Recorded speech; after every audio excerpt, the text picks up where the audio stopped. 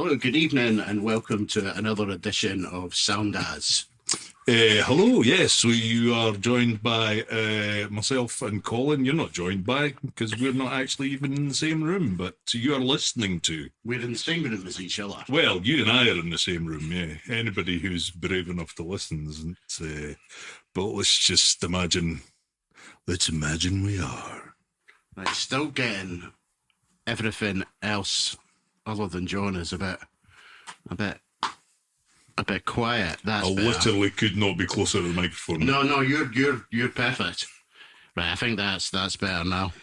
Like, I just need to really boost my... I really want Colin to leave these wee bits in. He wanted to record the intro and then cut it out, but... Well, the subject of this podcast is the album Nebraska, which was also recorded in a rather amateur manner.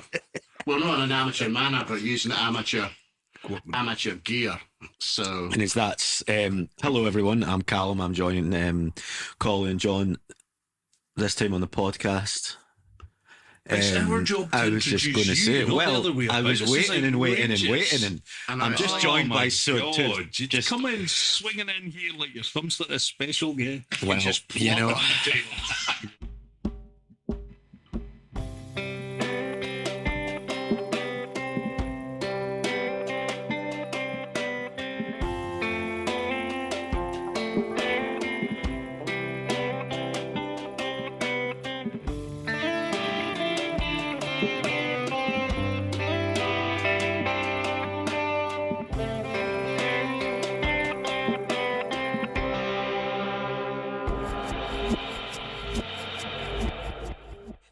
Anyway, I was going to say, Colin, just to add off the back of what you were saying, is that something similar to what I've got sitting here on my lap? Because this thing looks...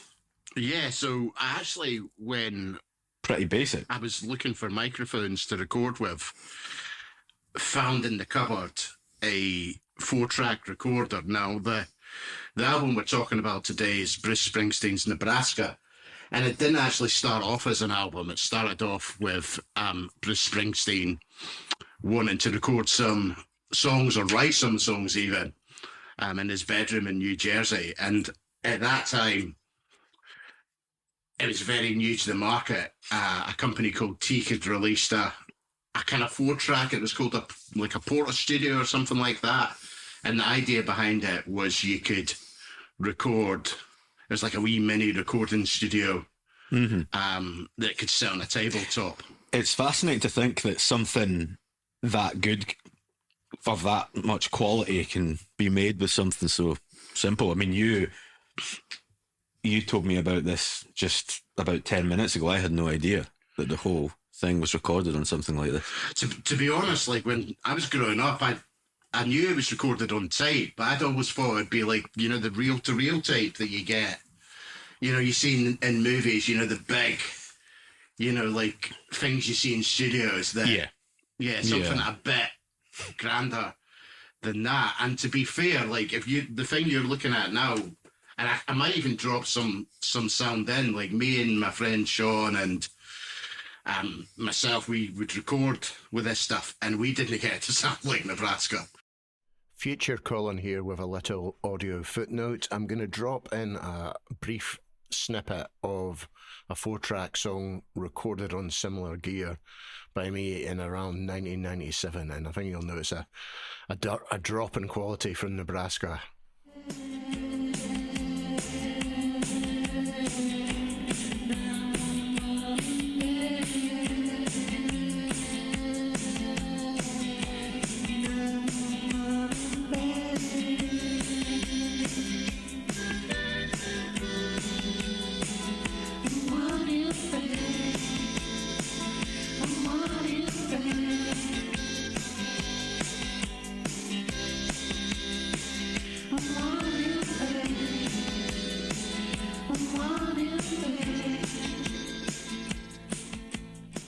And with that, I return you to your normal programming.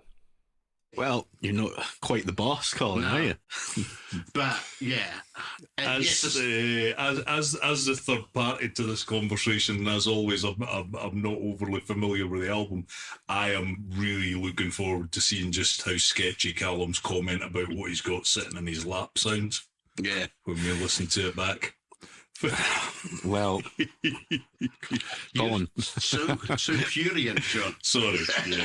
I mean, I'm not here for the musical knowledge. I'm just here for the shit band. Yeah, the shants. Well, there's going to be plenty of that. There'll be plenty of that. And this podcast, if you do more. We're not even 5 minutes in, and he's already turned it puerile. So have you managed to avoid Nebraska your whole adult life, basically? Then? Yeah, I don't know. I mean, again, similar to sort of Jethro Tull, it just wasn't obviously he's somebody I've been aware of, but I mean, it's never been beyond anything like the sort of chart hits, Born in the USA and all that. And what was the one where Courtney Cox was in the video? Dancing in the Dark, yeah. So Streets of Philadelphia, obviously from the movie and all that sort of stuff. But yeah, I don't know why it was always like a top of the pops sort of second thought to me. But and it's odd because when I was listening to the album earlier, it sounds like something I would actually really kind of enjoy, and I do like some sort of. I mean, please, Callum, don't stab me, but I would. The first thing that pops into my head when I hear that acoustic guitar, gravelly voice, mouth organ type of thing is, sort of Americana, kind of. Well, yeah. I mean, it's quite natural. I mean, Springsteen's whole identity is built on being, American. Yeah. In one way or another, whether it's standing up for what's right, whether it's protesting against something, that's what it's generally about. But for me personally, you're touching on the album a little bit, and you were surprised that you weren't drawn to it in one way or another. Yeah, I mean, I think it's there's definitely a couple of tunes I would like to go back to, but again, as an album I hadn't heard before the podcast, similar to Aqualung felt more like something I would go back and listen to. This one, I think there's maybe a couple of tunes, the title track, the second track, and there's one about is it the State Trooper? Yeah, State Trooper. It's like 4 songs from the end. Yeah. But I think, and we were saying just before we started recording, to be fair, just to the ear, it felt a bit meh to me. But actually looking at the lyrics... This is quickly going to become a true crime podcast. But no, listen, that's why I'm drinking coffee and not liquor. Not alcohol, yeah, so there's no fucking murder committed. Saying that, though, there's a bucket of beers on ice sitting right next to me. Yeah. A stock pot of beer. A stock pot of beer. Now, John mentioned earlier that Colin's... it's definitely an upgrade. You're being treated like a star, mate. You've got the big comfy seat, and Colin's decided to put the beers in a stock pot rather than a mop bucket, which is what North and I had to put up with. It was a very executive mop bucket. It was a mop bucket, mate. You were trying to serve us drinks from a mop. Was the water clean? There was ice in it. I don't know. It was pretty dark, man. It was never been used as a mop bucket because there's a whole story behind it. Basically, I had a second mop bucket because my first mop broke, and I couldn't buy the mop on its own. I had to buy a set with a mop and a mop bucket, so I had a secondary redundant mop bucket, and I was trying to make use of it. But you all turned. No one would drink from the beers from the mop bucket except me. Well, no, because we're not animals. Anyway, we're getting slightly off the track. What I was supper off the ground. Well, anyway, the point I was going to make was, nothing really about the album sort of struck me. That's the way sometimes you could just hear a tune and it's like, wow, man, I want more of that. It wasn't offensive, but I think what you guys were saying just before we started recording was speaking about Springsteen as a storyteller. Because just sitting here just now, a couple of minutes ago, putting it on YouTube Music and actually looking at some of the lyrics, Yeah. I think I would have a better appreciation of the music if I actually gave it a bit more time and understood what it was he was coming from. But, I like all the sort of background stuff, like you're saying, recorded it in his bedroom on a 4-track. Yeah. And I mean, I can add something to that. I think that when you're talking about Nebraska, I don't think the intention was ever hits. It wasn't right. These songs are for radio. I think kind of beating the same drum here, but it was about telling stories. And I'll take it further than that. What I think a great artist is able to do, and I'm a big fan of a lot of different types of media. I love great music. I love great TV shows and movies, even great computer games. It takes a great artist to make any of that stuff great, or if you want to go as far as a masterpiece. What I find is, and Springsteen in Nebraska is a perfect example of this. You create a world, then you create characters that you inhabit in that world. You create those characters, you put them in the world. Then you tell stories, and it carries. I think that's what's special about that album.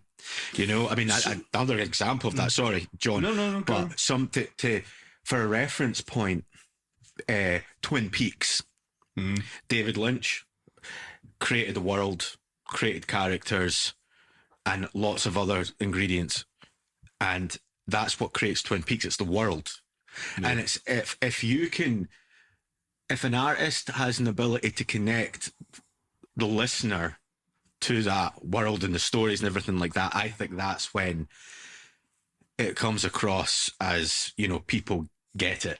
It clicks. So as a bigger Springsteen fan than me, and obviously Callum being our sort of resident music geek, is there a theme to the album when you're talking about? All right, okay. Yes. So it's dismal. It's despair. Yeah, it's like the more you listen to it, it's actually serious stuff. It's actually like apparently his manager, and to begin with, because I started listening to the book about this before I watched the film and re-listened to the album quite a lot.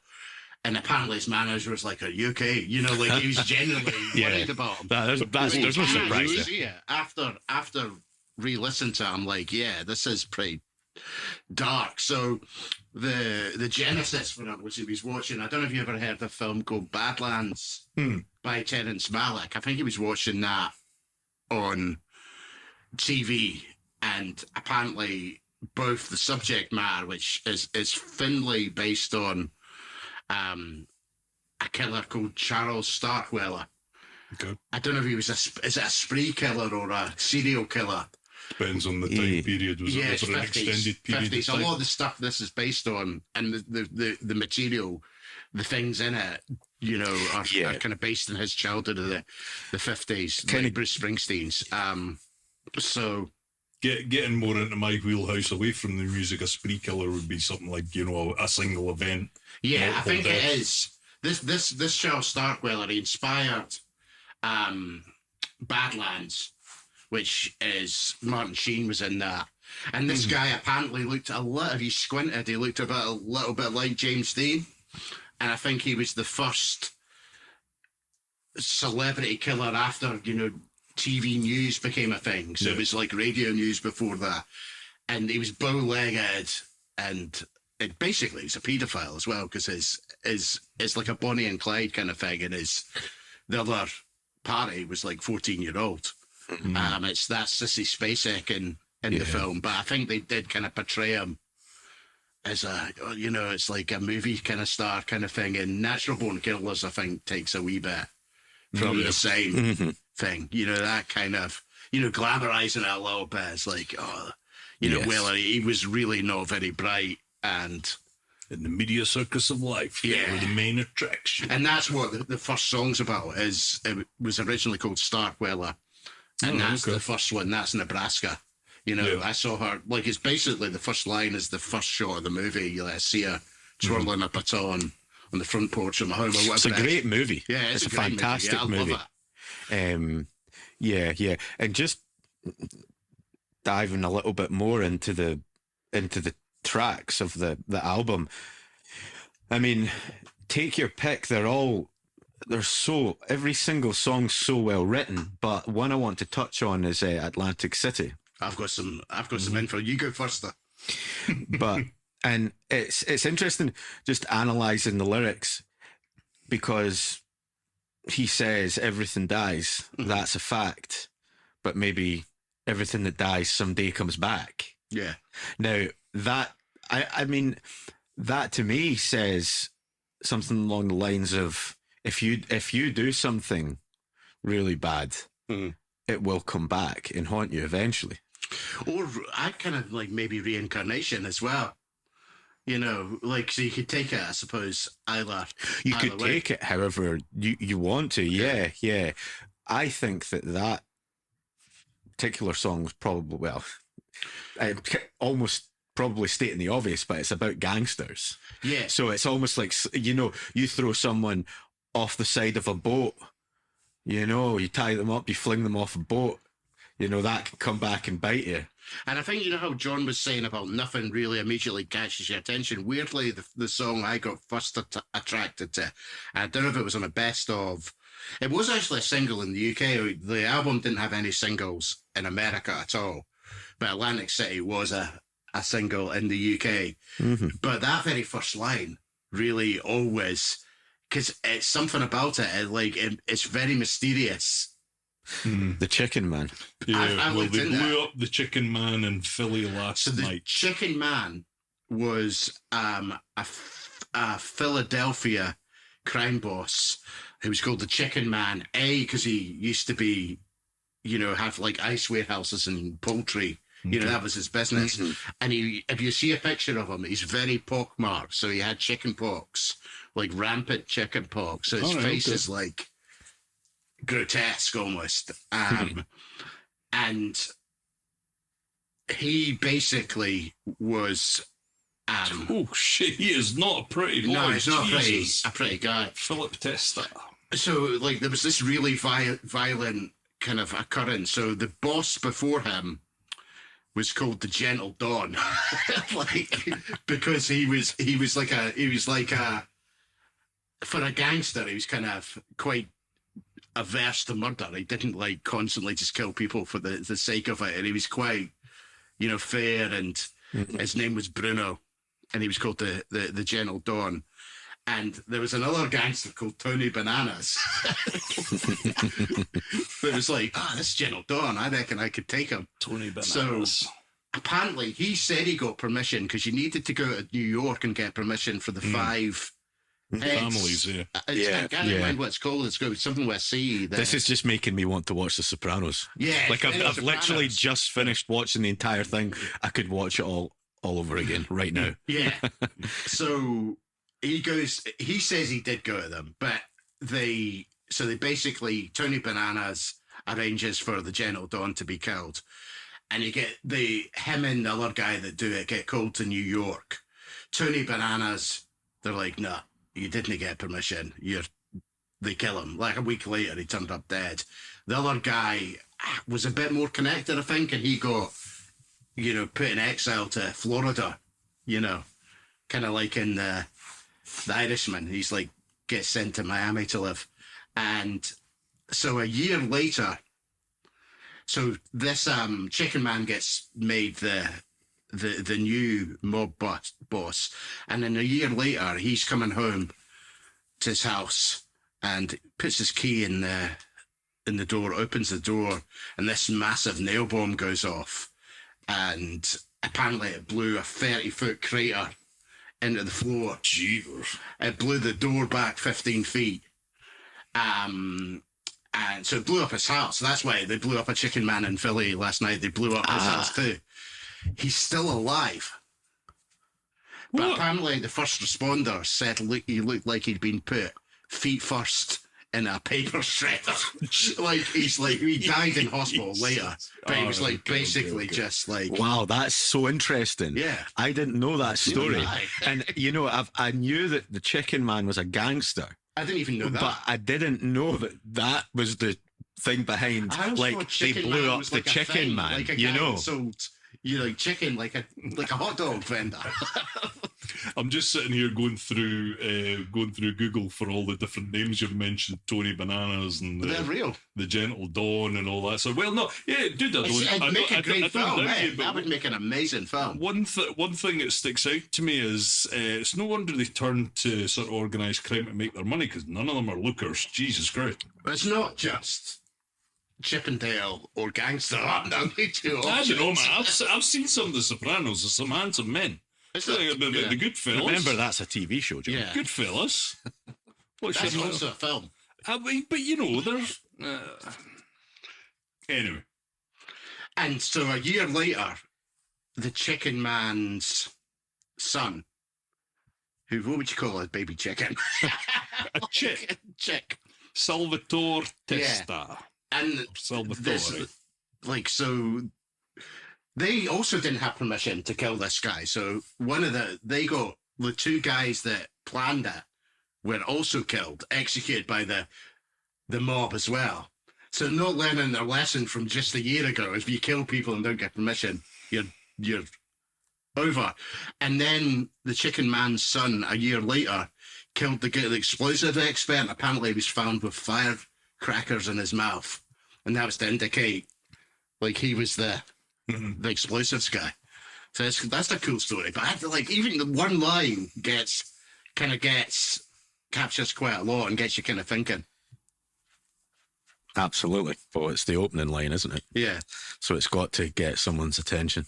It's the And first this line was of the song. 1981 this happened, Yeah.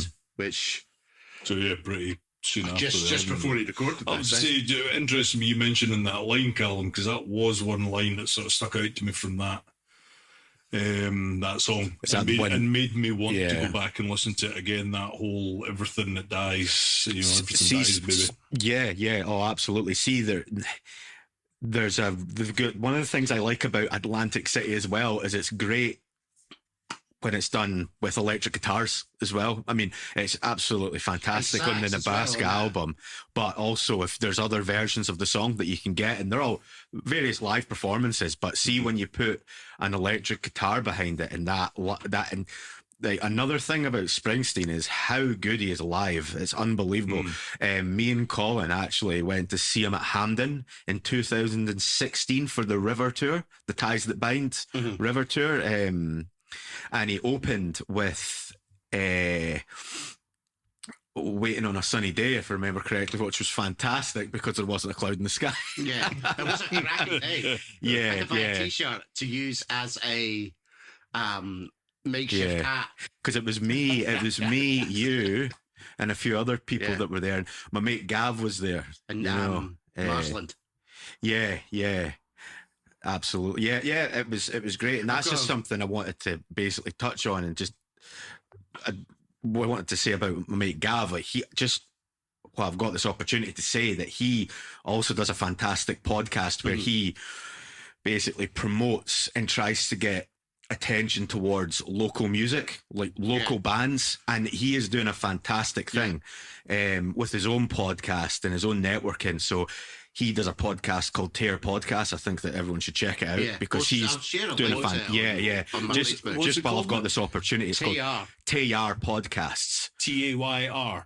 Tayar. Yeah. So it's on all socials, all social media, Instagram, Facebook, and things like that. But yeah, he's putting a lot of hard work to try and get this thing off the ground running. Going back to what you were saying there, Callum, about you really like Atlantic City, and we'll move on and have a look at other tracks, but it was one of the ones that's kind of grabbed me. You're saying it sounds a lot better with a sort of electric guitar on it. One of the better. I would say they're both versions are good. I would say. No, but I think it's one thing I thought was quite interesting was because obviously he had the E Street Band in that at the time, but interesting that he stuck with. Yeah. Well, I mean, from that sort of acoustic version, because apparently he wasn't happy with any time he did sort of full band versions. Do you know what's interesting? Tell me. This was it this year? No, I can't even remember what year it is. It was last year. So play me in the gym. So basically, last year he released Nebraska '82, and I was always, because I've watched various documentaries on Springsteen and his albums over the years. I've been a Springsteen fan, a massive Springsteen fan since about 2010. I remember it really well. I was just sitting on my lunch break one day and I was looking through iTunes, and then Born in the USA just popped up alongside I think it was a Paul Simon album. So I just downloaded both of them. Right. And like it was Born in the USA. I just listened to it back to front. And then that was me. I was just drawn in and hooked, and I just became completely obsessed with his albums. I've listened various ones like Born in the USA, Darkness on the Edge of Town, The River. I just listened to them over and over again. Obviously Nebraska, and what Rising. Year was this when you got really discovered Springsteen? 2010, I think. Yeah. But I just remember the first summer I had listening to that stuff was just like amazing, because it was the first, when you first discover amazing music, that feeling of holy shit, that and that was great. Kind of veered away from a point I was going to make. Nebraska 82. What you've got there is an electric version of Nebraska. Now, I always wanted to know what that would sound like, because I heard certain people saying, "Oh, do you want to know what an electric Nebraska sounds like? Put on Born in the USA." Because see, if you actually look at the storytelling and the lyrical content in Born in the USA, it's dark. Can you I was going to pick your brain about this because you probably know more about this time period, but it covers in the movie. We were also I watched the recent Springsteen movie Delivering Me from Nowhere, and that's kind of about the making of Nebraska, and it touches on a wee bit that around the time that he was writing the songs that actually ended up on Nebraska, a lot of the songs for Born in the USA were conceived at the same time. Yeah, I mean, that wouldn't surprise me at all. Yeah, I mean, I would probably imagine that he would just be writing away, and then you know more about music than I do. I mean, how much stuff gets left? You know a lot about Bruce Springsteen. Yeah. I mean, what I mean by that is how much stuff must get made at a certain point in an artist's career, but they're like, that's not quite right for that album. But I mean, it's difficult to say though, because like I said, Born in the USA's theme is quite dark, If take like the song Born in the USA, for example, it's got sheen, no production-wise, That is the I've always. difference. I mean, I'm quite surprised that you say it, because I mean, that to my mind, that's quite an uplifting. But then listen to the lyrics. You got to listen to the Vietnam lyrics, right? If he's the storyteller, is the maker of that. Again, I'll refer back to, I'll reference lyrics, but born down in a dead man's town. The first kick what was it? It was when I hit the ground. Was when I hit the ground, something like that. End up like a dog that's been beat too much till you spend half your life covering up. And it's like Born in the USA. So it's like, it sounds like, Born in the USA. Yeah, I'm American. And I think it is one of these ones quite where the packaging of it is like that snare sound is very, very 80s and, in your face and kind of upbeat. But the actual lyrical message is... But go and give us your impression of a snare drum again, Colin. No, I was more... That wasn't what you did. slavering. That wasn't what you did. Okay, sure. There was a conspiracy theory that it wasn't actually a snare. It was a sample on top of it that made it sound even more kind of synthy. I mean, it sounds cool. I like that sound. I like both. I like Nebraska and Born in the USA. I prefer Nebraska. I think most Springsteen fans do. Yeah. I mean, it's just variety, isn't it? It's something. I mean, yeah. I heard that he was going to originally release Nebraska as an electric album, But then the more he was like recording it, he was like, this sounds amazing the way it is. Like this, he's on to something. It covers He's on to that. That something. film covers that. And he goes into the studio. It's like somewhere in LA. And I was quite excited as well. I only heard Nebraska 82 existed. I knew that they had like a big box set that you were listening to, and was Nebraska 82 basically a part of that then, that kind of archive thing that he did last year or the year before? That was part of the... Well, he had a lot of unreleased stuff that came out fairly recently, Springsteen. Oh, you know what? I have no idea how wow. I didn't even think about that until you mentioned it. That's hilarious. Yeah, he released tracks too last year as well. And there's some really good songs on that. Nebraska 82 part of that, or is that No, separate? that's something completely separate. He must have just brought that out because of the movie Deliver Me From Nowhere, which makes sense, you know. I tell you what, though, that album, since we're obviously on the topic of Springsteen, there's a really that is a really, really strong bit of work tracks too, because I can't remember how many albums is actually on it. There might be 7, but it's all basically from the period of, now I hope I don't get this wrong, but it's all from the period of Nebraska. It starts from Nebraska and goes all the way through to the late 90s, I think. Now, probably know the song Streets of Philadelphia. Mm-hmm. Obviously. Now, apparently Springsteen had a lot of other music. Very, very... It's out now, so we know. But there's an album on tracks too, which accompanies Streets of Philadelphia, and it's done with the same beat and everything like that, and it's fantastic. So check that out if you haven't. So for going back to Nebraska, the album, we've done Nebraska, the tune Atlantic City. What's your thoughts on Mansion on the Hill, third track on the album? Mansion on the Hill. I've weirdly got a book called Mansion on the Hill, and it's about kind of business in the music industry. But Mansion on the Hill, there's a lot of artists have a song called Mansion on the Hill. There's an old Hank Williams song called Mansion on the Hill. There's a Bob Dylan song called Mansion on the Hill. There's a Neil Young song called Mansion on the Hill. And but yeah, I think the Springsteen one's really strong, and that's another one where listening to this time, I think lyrically I started to see, and particularly if you take it in tandem with the one after, they're almost like a big long song, you know. Was that My Father's House or the one after? Yeah, I think that's. And weirdly, it's like, this is quite. I was like, I bet Bruce Springsteen's a Catholic, and I kind of knew he was because from reading his autobiography.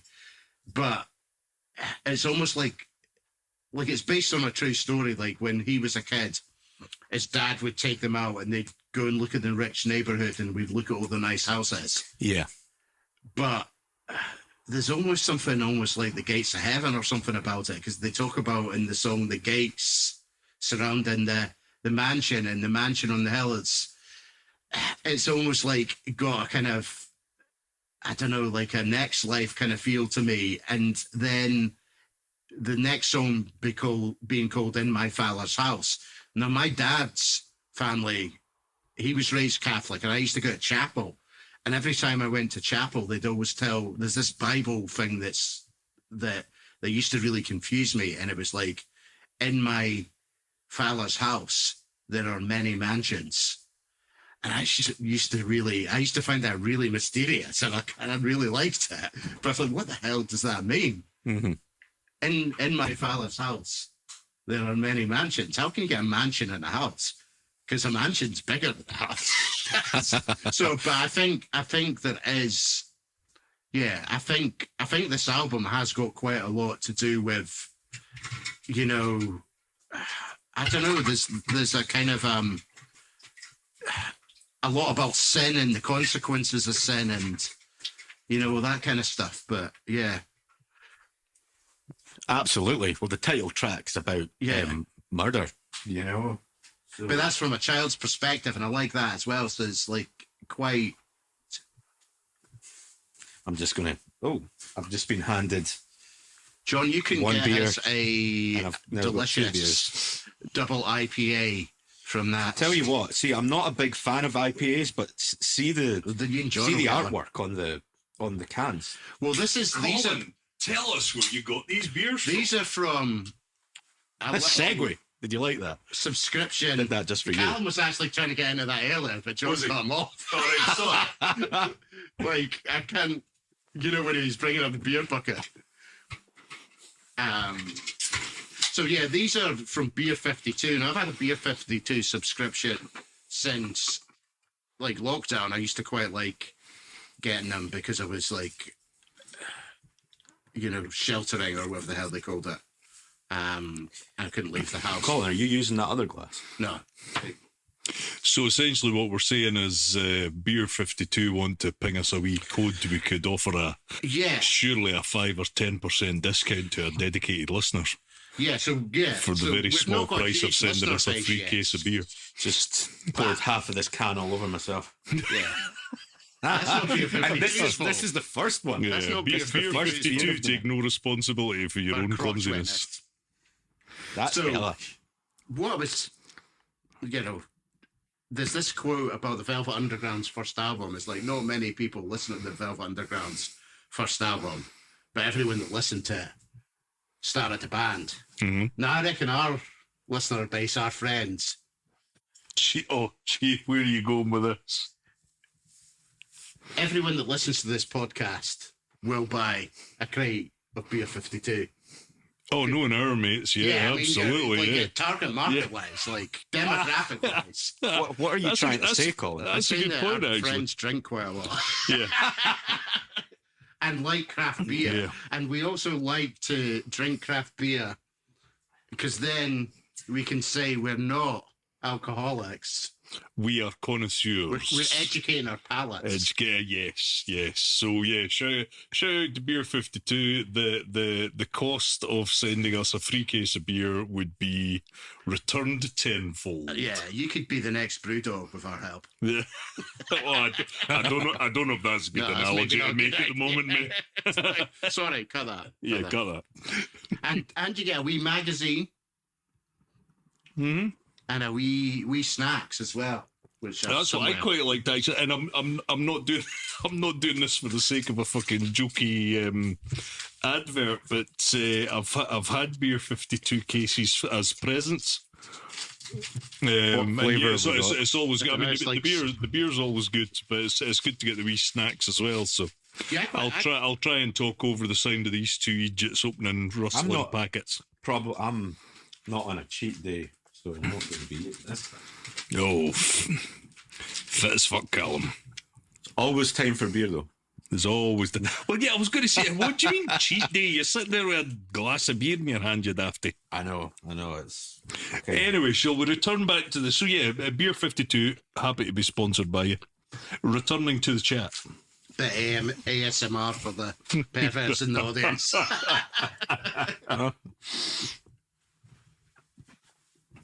Yeah, so we've really only got we're talking about Mansion on the Hill. Yeah. And Castle on the Hill, a wee bit of Ed Sheeran, no. Is that not really the speed for this podcast? Yeah. No. Okay. Sorry. See, another thing is obviously need to be careful how I say this because the song Nebraska, not everyone can relate to being a serial killer. But, a lot of these... I'm working on it. Well, 2. Is that count? Maybe. I don't know. But 2's a double, 3's a serial. You're talking about Mansion on the Hill, or there's a, State Trooper, or there's another... Johnny 99. Yeah. These songs, I think it's even if people don't realise it, it's relatability, you know. It's even if people are listening to it and they're like, "Oh, I kind of know what he means," but like the song "Highway Patrolman," like that's about two brothers. Is that the one about Frankie? Yeah, Yeah, that's a great song. and it's like, if I remember correctly, one is on very much on the wrong side of the law, you know, and one's on the right side, and it's just, you know, this situation where the brother is just wanting to do what's right, but he also wants to take care of so that kind of sense of his obligation, brother. and like when things are difficult, yeah. you don't, you know, a man who turns his back on his family ain't no friend of mine, or whatever the lyric is. It is very much that. Me and Frankie laughing and drinking. Yeah. Nothing feels better than blood Blood on on blood. blood. You know, it's those kind of lines that, and it's taking turns dancing with Marie. As It's the band plays the night of the yeah, Jamestown like flood. these things are relatable. They it's remind very- people of being jovial and having a good time Paints with a picture. friends and family. Yes, exactly. It paints a picture. You know. And I also think as well, like in the movie, I think it is that sense that people are complicated as well. Like people can be good and bad at the same time, you know, and you get that sense with Fowler in the movie is that he could quite easily have been painted as, you know, like Danny DeVito in Matilda, where he's just a horrible, horrible person. That's an interesting reference. But okay. He's a bit more nuanced than analogy. that. He is a bit more nuanced than that. And you start to see as the film goes on that he's got his own struggles and like probably mental illness, the sort of thing that Bruce is dealing with at the time in Nebraska. He's got dark, stuff to deal with. And that his dad had that too. And, he took him to see like movies, and there's a little bit more color to the relationship. He was abusive at times, but he wasn't a villain. He was Springsteen's actual dad. Yeah. Dad, I mean, I don't know that much about his backstory. Yeah, but I read his book when it first came out, his autobiography. Yeah. And he went into quite a lot of detail about the troubles he had growing up with his dad, and obviously there was no question that he loved his father. But like what you're saying, that's why the relationship was the way it was. That's why it was so troubled, because there's good and bad, there's love, and then there's negative emotions that, and that comes through in his music. And I think it was that kind of relationship where he wasn't, it's almost more complicated because he wasn't to the level where he wouldn't have come out of his life completely. He wasn't unredeemable, and he wasn't, No, not by any. It was a difficult relationship. Yeah. Well, that's killed the atmosphere on that one. Yeah. So yeah, Mansion on the Hill. What we got next? Johnny 99. Yeah. Oh, can you actually do a little bit of research? Because the song. What was the one we were talking about again? The one where Highway Patrolman. Can you just check? I've got a weird feeling that there's a Sean Penn film that is really close to the story of Highway Patrolman. So go and Google Sean Penn, Bruce Springsteen. Well, the what I had looked Indian up River. was the night of the Johnstown flood, which was a tune by the what was it called again? The Creek Jug Band. Cool. Apparently, it was an event in 1889. South Fork Dam in Pennsylvania collapsed after heavy rain, sending 20 million tons of water roaring down the Conemaugh Valley, killing 2,200 people. Wow.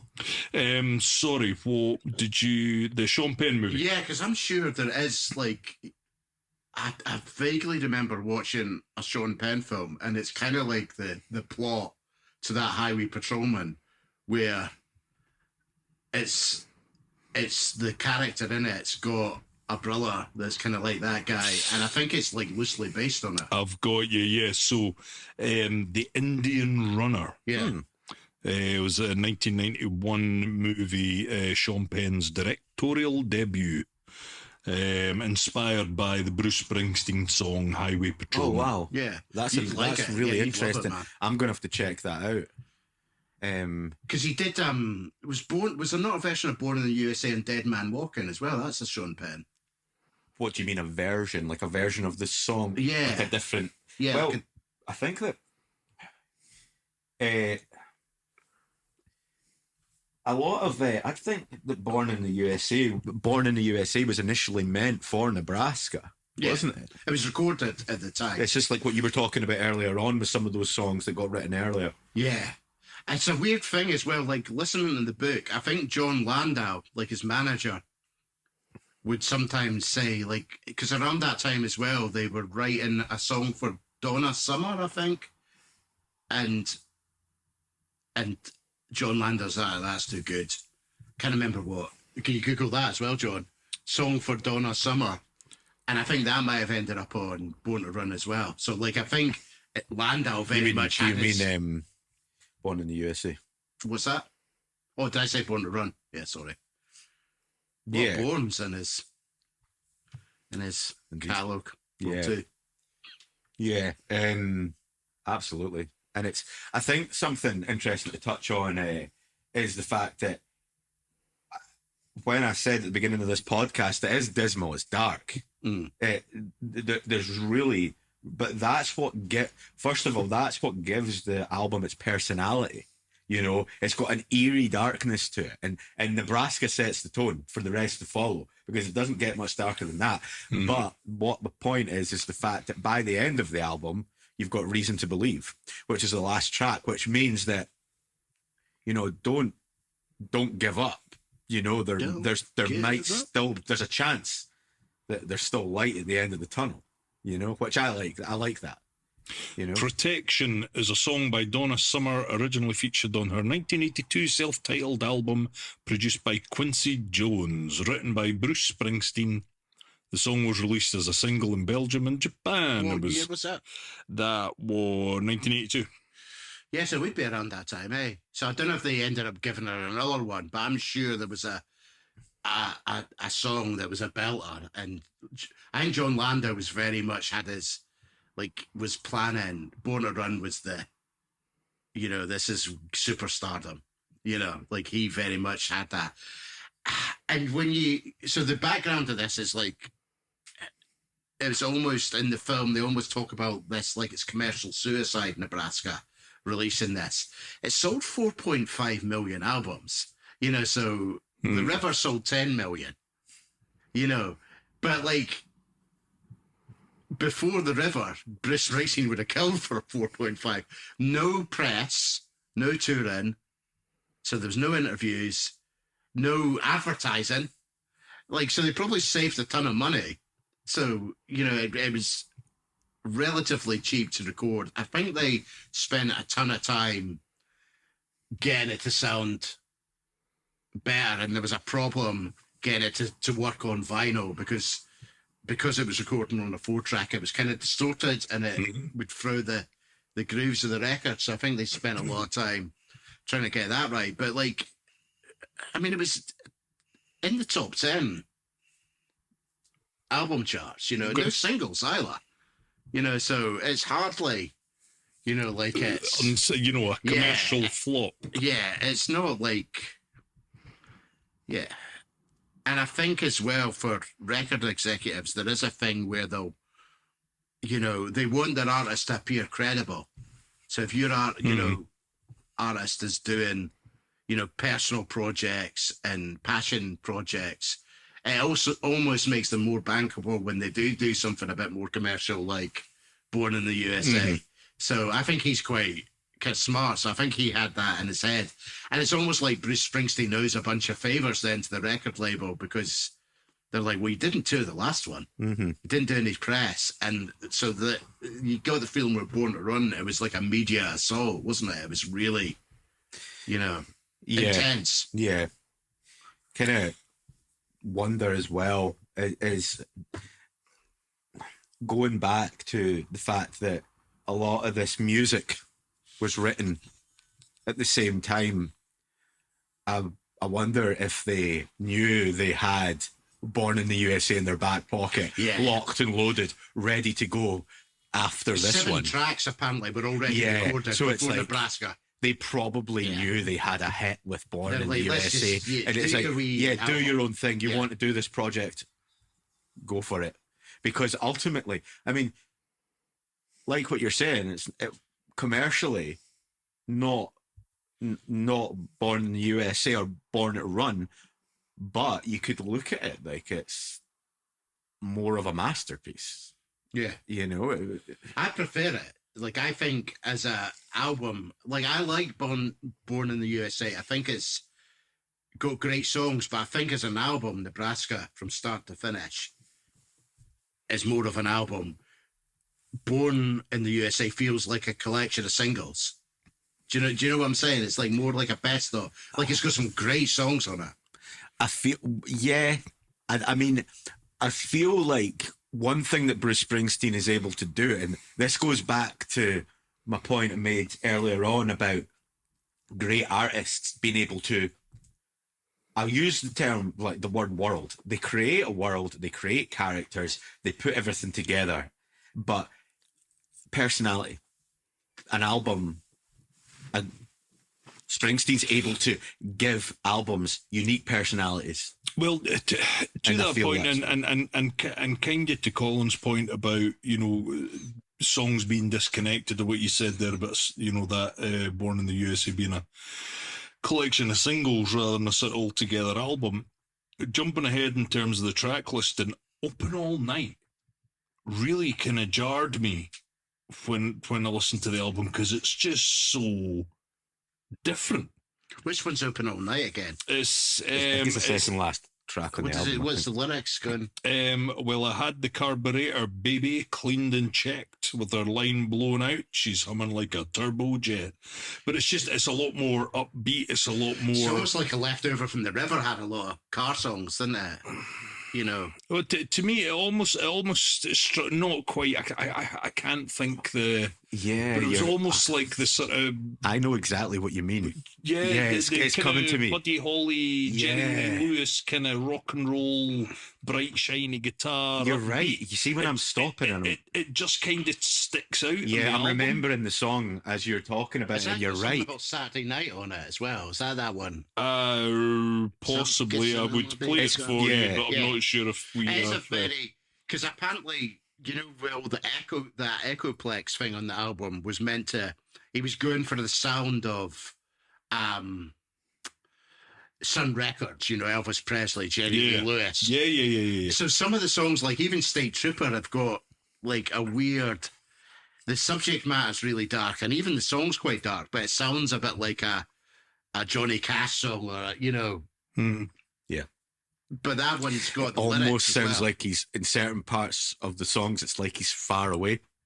You know what I mean? Yeah, that's that Echoplex. Yeah, I'm sure it's fantastic. Yeah. It's a cool sound. Like it definitely sounds like the 50s, and it gives the album part of its personality. Definitely. I think he did that as he was recording as well, so they couldn't, because he didn't know he was making an album, so. He just recorded. I think he plugged everything into it, so it wasn't like that was added later. So they couldn't take it away. It was it was printed. You couldn't undo it. And it was just speaking of the recording, it was done in his bedroom, and it was like just him and one of his roadies that recorded it, and it'd be microphones like the microphones we were recording with. Very, they're called SM58, so they're the type of, they're affordable microphones. They're generally used for kind of live music, and he could have put it anywhere in the house, but he put it in his bedroom where he sleeps, and the sound engineer's like, do you not need to sleep? So he just moved all the stuff off his bed. So it's almost like it's weird. It reminds me because I've got a lot of fondness for 4-track recordings because you know, and I think that is why it is the way it is because he was just doing it for himself. You know, it's very personal, and you know. See, I never, obviously, you don't necessarily get that from listening to the album, but I do wonder again, being naive to the album. I've only actually listened to it beginning to end once all the way through, but I love wee bits and pieces like that. Like that's going to make me want to go back and do it again. And I think when you learn some more of the background stuff, either A, about the artist through their autobiography, or B, the recording process, just the fact, because you and I have done that. We have been those bedroom recording artists for, you know, and just messed about and nothing like that. But I mean, just imagine, you know, he's gone through a process that you and I, you know, and millions of kids will have done this. Yeah. But he's done it to a point, and he's produced an album that's sold, you know, millions. I just think it's a nice connection to have. And it's like, I'll talk again about how, Colin, you were talking about that story about the chicken man, and they blew him up, and the bit that you were talking about, John, and Johnstown, the flood, that is attention to detail that you only get with that level of songwriting, and that's one of the things that gives it re-listen value. And I think what you mentioned before about the, and I don't know if I would have used this word myself, but it makes perfect sense when you said personality. Yeah. The album is a personality. There's something about it that sort of talks to you, and that's what, and you know, not to get all thick and meta about it, but I mean, I think this was some of the value I took from the first podcast, and one of the things I was looking forward to taking from the podcast, obviously dealing with Colin, who's you know, deeply into music and knows a lot, you know, just the way he is. I've come away from that album listening to it once and going, yeah, it's all right, it wasn't offensive. But just listen to you guys talk about it, some of the sort of background, what it means to you personally. I'm desperate to go home and listen to it again now. And I feel that's a great thing. Absolutely, John. And I'll tell you, I mean, I'm not a musician. I'm just a fan of music, you know. So, Colin, you're a musician. John, I don't think you're a musician. I can't play a guitar. An artist. But yeah, I think that's what. Sometimes you can't pinpoint what makes you like something, but I think a lot of it is that attention to detail by the creator, by the artist. Like whether, you know, just use Springsteen, but or gaming, you know, or like, for example, Red Dead Redemption 2, you go and you play that and you're quite like, you're a bit, or Elden Ring, you play these games and you're like, what is it that is drawing me to this? But it's the attention to detail from the creators. It's because if someone puts that much of their effort and their time and their focus into a project, it resonates, and it makes people go back over and over and over again. And the great thing about it is you might discover something new.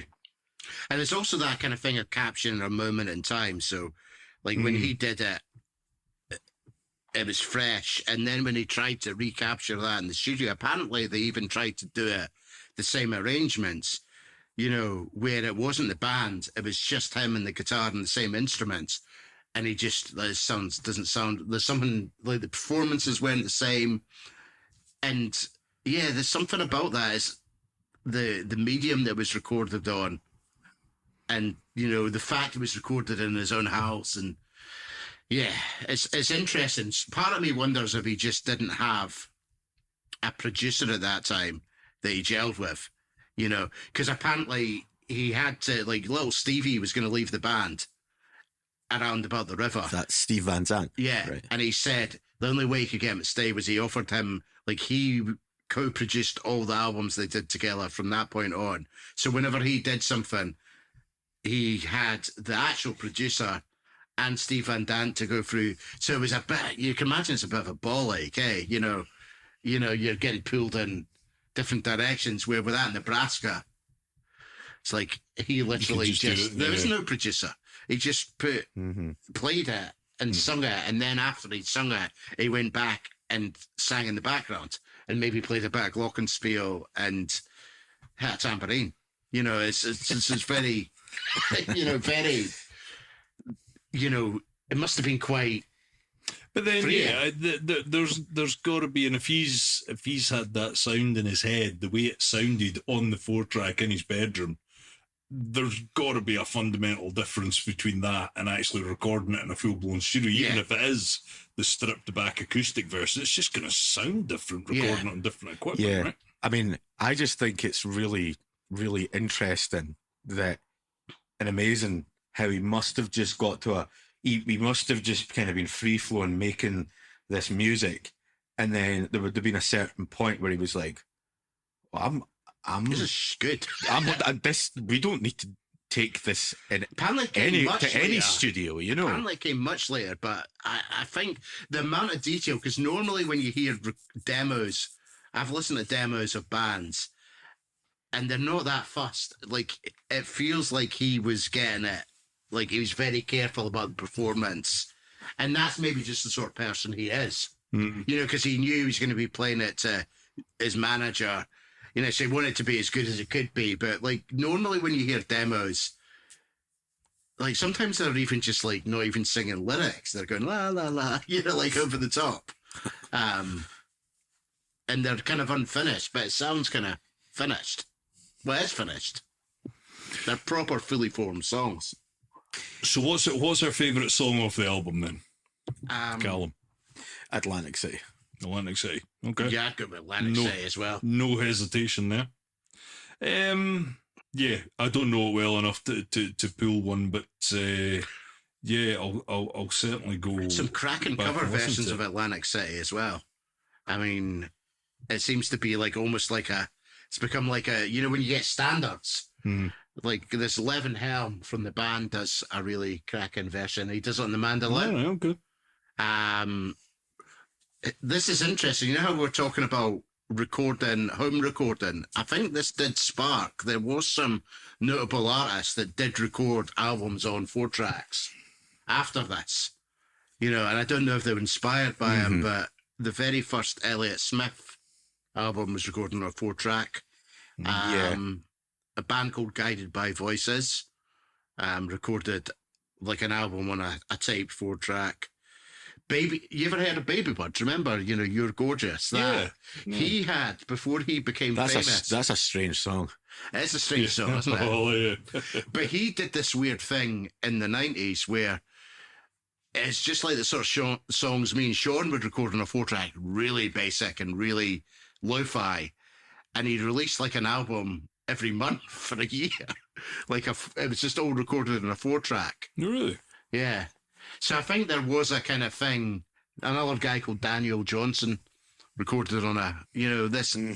I think he's possibly quite influential, or maybe it would have happened anyway, but it showed the possibility that what you could do. And DIY, I think there needs I don't want to bring any other bands down or any other artists down, but not everyone can pull that off. No. And I'll tell you something else off the back of that. I don't want to sound like I'm just beating the same drum over and over again, but one of the reasons I think that album stands so strong is because it allows Springsteen to display his best strength, which is storytelling.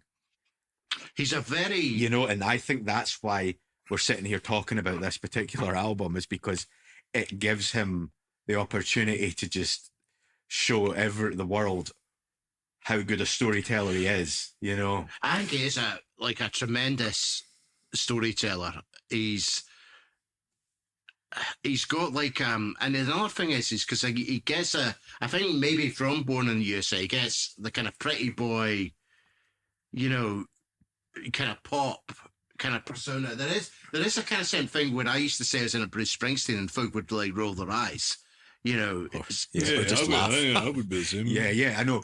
That's just because they haven't looked close enough. no, but he's a very literate, like he's well read, he's knows his cinema.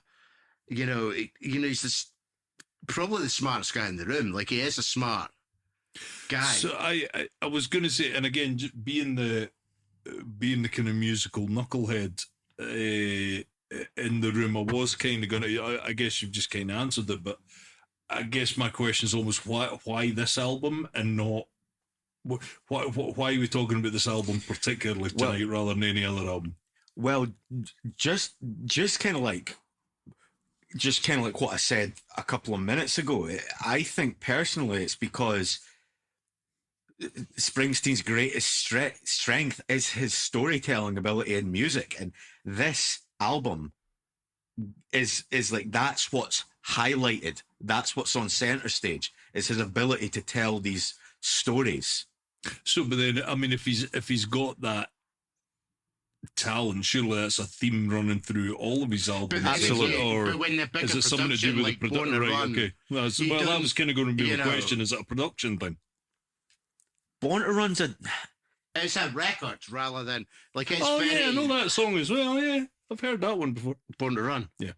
But that's very much like a kind of I don't know. Born to Run might be a terrible example as a comparison because the writing in that is unbelievable. The lyrics aren't like the songwriting's not as good, but it's a record. That's not what I'm saying. What I'm saying is the songwriting's fantastic. Think of anything from Thunder Road up to Jungle Land. It's an epic story of let's grab life as tight as we can and run with it. And he tells that story over and over again with every track in Born to Run. I think probably the best.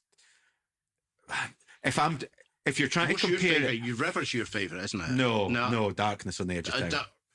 Yeah, that's an interesting one. The thing that's is, something I need to rediscover. That's a terrible question for me because I like so much of of his stuff. It would be really difficult for me to. I think if you're asking me which album I enjoyed listening to for the first time the most, it would be Darkness on the Edge of Town. Definitely. See, Darkness on the Edge of Town is the same person that mastered this that got to, and he's done a fantastic job because, as I say, like when you look at that 4-track, and I googled it and I had a look. Like people generally don't get like 4-track recordings to sound like that. It's not. So I think it was very carefully recorded. But even given that, I think there's been a little bit of wizardry going on to get it sounding as good as it did. When you say wizardry, what do you mean? I just feel like apparently there was like in the mastering process, and the same thing happened with Darkness on the Edge of Town. What's the song? There's a song apparently on the second side that's got a long fade out. What are you talking about, Darkness or Nebraska? Darkness. And that presented a problem apparently because one side of Darkness is louder than the other because otherwise you were going to get distortion, and it was the same guy that solved that problem, because... All right, okay. This isn't an era when you're recording on record, and if you push the levels too high, it basically sounds terrible or it distorts. So, yeah. This is one of the things I like about talking to you guys about stuff like this because I'm learning things as well. I don't really understand it, to be honest. But I'll just ignore everything you just said. Mate, you mean Colin. But I know it's the same guy that solved the problem, and that's in the movie as well. It's just like they spent a long time. It sounded shit for a while, on record. It sounded okay when it was on tape, and probably on CD. Did CD exist in 1982? Was that 82? I wouldn't have thought so. Not widely, no. So, I always remember. I that's just making me think of that movie, The Wedding Singer, where he walks in. He's like, "I've got a CD player," and Drew Barrymore's like, "Oh, great! I'll get a record." He's like, "No, it plays CDs." What year was that? Culture references. Yeah, man. What year is Wedding Singer? That Well, must be I want to later. say I didn't get 86. CD player to the 90s. Wedding I Singer? feel like Britain Ah, was no, it's set in the 80s. Oh, right. Sorry. Yeah, I was going to see if I could help. Did you? No. Do you know that was- Happy Days isn't actually recorded? Yeah. We had a friend and he Very used to good. think. Very good. I remember our friend Scott Ferguson, we were watching the film Scream, like me north, and we're at Sean's house, and he's like, oh, that guy, Henry Winkler, looks really amazing for his age. And we're like, what are you talking about? He looks about the age he is. He's like, no, that guy was around in the 50s. he thought Happy Days was recorded. It was contemporary. Oh, God bless Scott. Yeah, Tell that's you what, amazing. he'd be somebody. I wonder what Would his album music Scott. be Iron Maiden? Oh, If we do an probably Iron Iron Maiden Maiden, push, yeah, absolutely. what else does flat Scott out listen to? Maiden, yeah. K-pop? I don't. Oh yeah. Oh, you can maybe do as a baby metal. Yeah, I don't know. We don't want to get put in a... So, yeah, thinking about potentially looking to wrap this up, guys. I think the only tunes we've not specifically mentioned as used cars, and well, you did mention Reason to Believe earlier. Just another absolute banger off of that album is Johnny 99. Johnny 99. That's a live favourite, and that's one that, similar to Atlantic City, that sounds great when it's done with electric guitar, you know. There's a good, Johnny 99 feels like it could almost be quite hard rock. Yeah. You know, you can imagine like you know. Oh, Jesus, there's a line. Just like the third line in to Johnny 99. He came home too drunk from mixing Tanqueray and wine. Jesus Christ. I think that's this going to album, give you a sore head. its influence as well. Like I really like Steve Earle. I think you'd like Steve Earle if you got. Uh-huh. So he's got a song called Billy Austin that reminds me of Nebraska, and it's just that it's like he took that storytelling thing, and that's a song about a guy on death row, and it's like, my name is Billy Austin, and I'm 24 years old, and it's like. And it actually makes me cry. It's one of the few songs that can make me kind of cry. It's about the guy sitting there waiting to be executed. Mm. And it's very much, I think, comes from Nebraska. Mm-hmm. You know, that song, Nebraska. And he did a cover of State Trooper as well. But yeah, I just think it's a great album with like storytelling. It's like a folk album. It's like folk for like the 80s. It's, you know, like in that tradition of telling stories. I'm going to say something quite bold here, but I believe it's a timeless masterpiece. It is. A timeless masterpiece. Well, you heard it here first. I wish I had. What's that? I wish I had 4 hands. What? So you What? give it 4 foot. What's Jesus Christ. I don't know. What I've had are too you many of talking these about? double Colin IPAs. really, These really delicious likes it. double Oh IPAs. my goodness. Colin Beer 52. likes it a lot. Veering towards your serial onanism there, mate, but let's move on. Yeah. So what do you reckon? Like post Nebraska for what would be an equivalent in later Springsteen? I think goes to Tom Jode. Aye. Goes to Would Tom be- Joad. Hey, Jode. Yeah, is the closest equivalent probably to Nebraska, but that's a lot more. Well, yeah, of course, because it's his other solo album. Ghost of Tom Joad is another fantastic album. It's for very similar reasons to Nebraska is a fantastic album. I mean, I would just be repeating myself at this point, but all the reasons Nebraska is great, you know. So yeah, that would be a good comparison. I don't think It's more produced, though, isn't it? it got released in the mid-90s. That's about 10 years later. So that's a long time ago as well. I don't think Springsteen has released another album similar to those two since goes to Tom Yeah, Jones. the strange thing is he shies away from that more intimate storyteller thing. Because weirdly, when Unplugged became a big thing in the 90s, MTV, yeah. he did it. He's chickened out. Like, so he went on, did one Oh, chicken chicken down. man out. He did Unplugged. He did Unplugged. He did Atlantic He City. did Unplugged. He did one song. I'm acoustic. defending the boss. I'm not saying Colin just called Bruce Springsteen a chicken. a chicken Just man for the in record. Philly. How dare you? But why wouldn't he just do it? Like, that How would have been a dare you. fantastic Unplugged if he'd done. But I wonder if it's him being diplomatic, because most of this acoustic stuff is done without the E Street Yeah, Band. I mean, and that album, yeah. that Unplugged was the E Street I mean, Band. you know the Unplugged show. I don't know why it existed. I don't know if it had a certain. I don't know if bands and artists had a certain reason for going on the show. It was a massive Oh, it was deal, wasn't massive, it? yeah, 90s, yeah. I mean, you guys are 10 years older than me, so loads of artists. Yeah, we didn't need reminded of that, mate. Thanks. It was more. I don't know. Rejuvenated careers and I stuff. guess Bands that were- because what's the more sort the more modern version would be like maybe storytellers from Yeah, VH1 storytellers. VH1, yeah. But yeah, no, it was just obviously that from my perspective, the big sort of famous one was Nirvana Yeah, Nirvana's doing huge. Unplugged. Annie Lennox, Eric Clapton album, awesome. his Unplugged sold.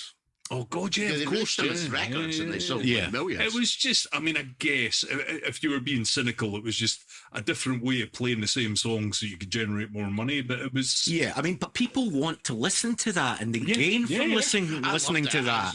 I mean, was a massive Unplugged fan.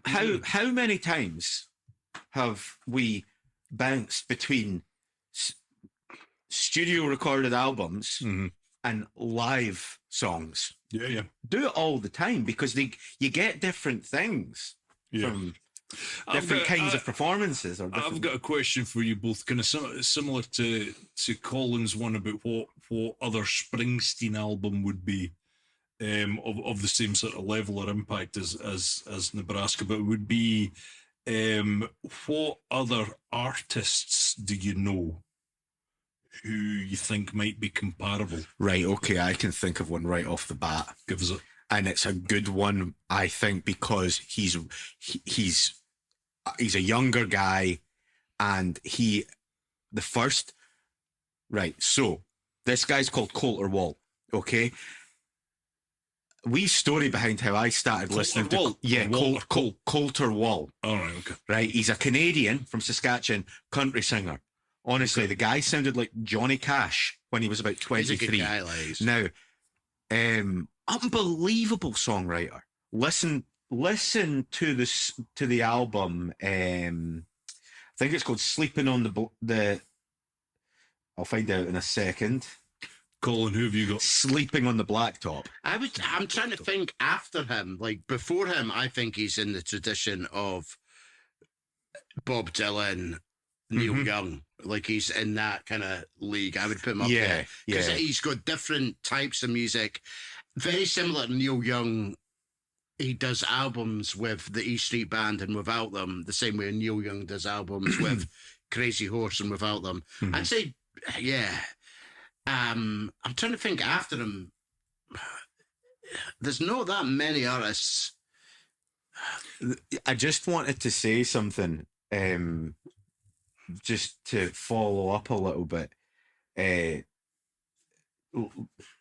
Talking about another Springsteen song that is on the same caliber as something that you would find on Nebraska, I would say it's "Stolen Car" off of the river.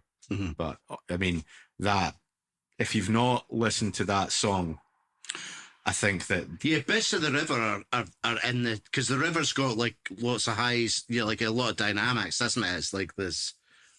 It's a double album. There's different types of songs on it. So the river would be a good. Another band that is a weird kind of comparison, but I've always thought that Mike Scott from the Waterboys is like a British version of Bruce Springsteen, particularly live. He's a really Interesting. That is a bold statement. yeah. And he does the same thing where he has like acousticy songs like Okay.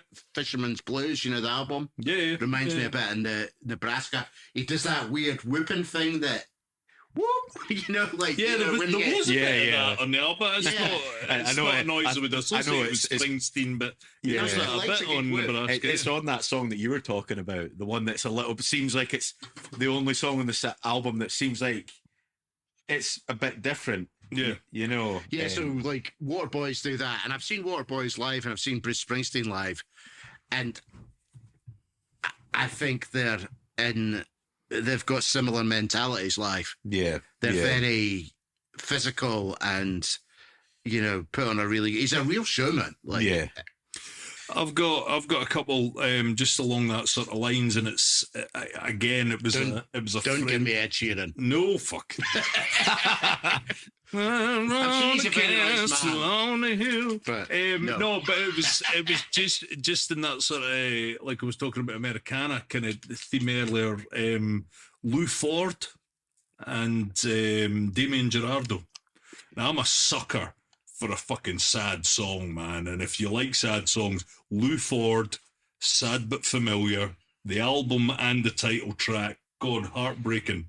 And Damien Gerardo's, I mean, he's got a range of different stuff out. They're all pretty good. One of those sort of guys. I think he's a lot bigger in America than he would be over here. But Medication, sad song.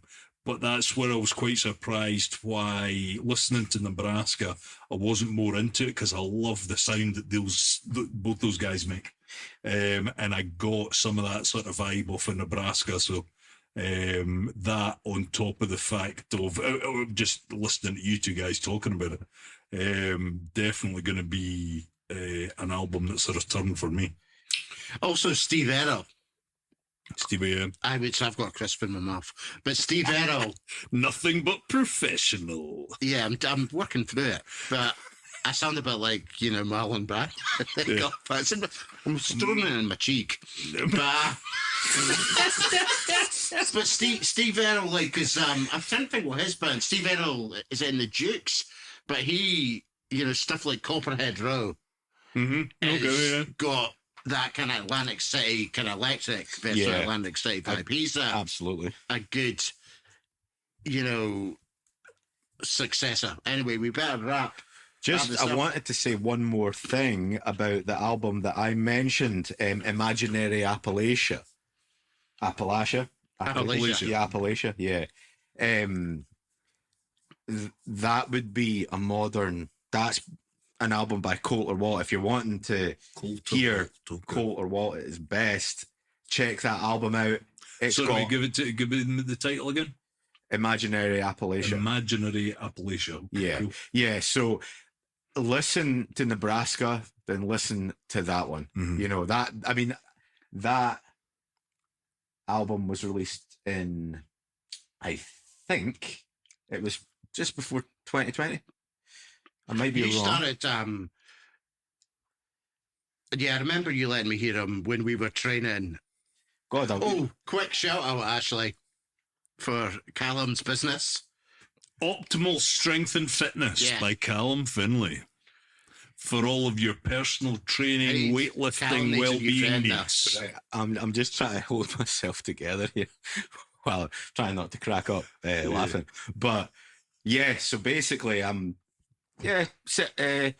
one-to-one strength coach focusing primarily on barbell work. Yeah. So if you're looking to get stronger, fitter, just looking to take your strength or fitness to the next level, give me a shout and I'll make sure that we can make it happen together. Yeah, and I can personally vouch for Callum. Yeah. Got you strong as fuck. Mate, I've been strong as fuck anyway. I was See, just making you look good. John and Colin are both clients of mine, but John's got an ego bigger than his head, so That's not true. which That's is- not so possible. basically Possible. he can't bring himself to admit the fact that I took him to a level that he just couldn't even. Do you know what, mate? Actually, no. Fair comment where it's due. When I was training with Callum, I've done my 2 biggest lifts: a 210 squat and a 210 deadlift. After training with Callum, which, given the length of time I've been lifting, is no fucking great shakes, really. But 6'4" and fucking 20 stone. But I'd never lifted those weights before Callum, and I've never lifted those weights since. There you go. How's that? How's that for a shout out, mate? That was lovely. Beautiful. So shall we wrap this up? Yeah, what are we going to call this episode? Something to do with Bruce. Something to do with Bruce, yeah, I don't know. Nebraskan. No-bra-ska. No-bra-ska. That's it. Absolutely. No-bra-ska. A version of Nebraska In a two-tone style. style. With reference to...